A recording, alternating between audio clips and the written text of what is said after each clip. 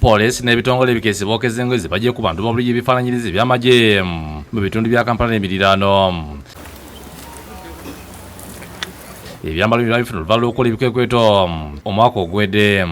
Patrick Onyango omuvugizi wa poliisi mu Kampala ategeezezza ng'ekitongole ekikeesi kya Crime Intelligence baakolaganamu ku bavubuka b'omu ghetto ne bawaayo ebyambalo bino. Ategeezezza nti abenyigira mu bumenyi bw'amateeka bazze bakozesa ebyambalo bino okubbirako abantu. Abavubuka abasinga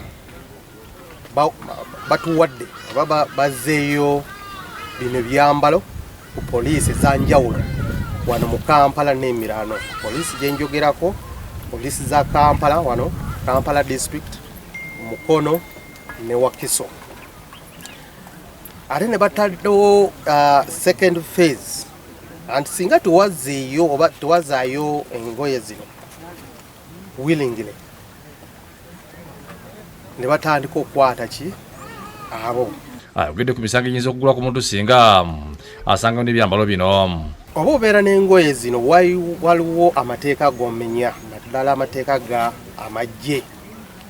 Waliwo akawayiro aka UPDF Act, akawayiro 160, 161 and 164. Obeera omenya ki amateeka ago. Ategeezezza nti bookeza ebyambalo biwera 4,000 Onyango budde abakyabeeremedde tiboolekedde okangavulwa.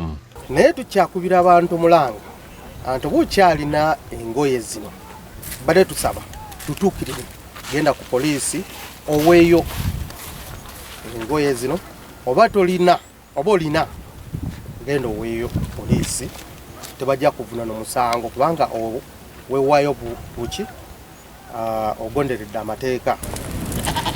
Download the app on App Store or Google Play Store now. Vision Digital Experience, the future of media.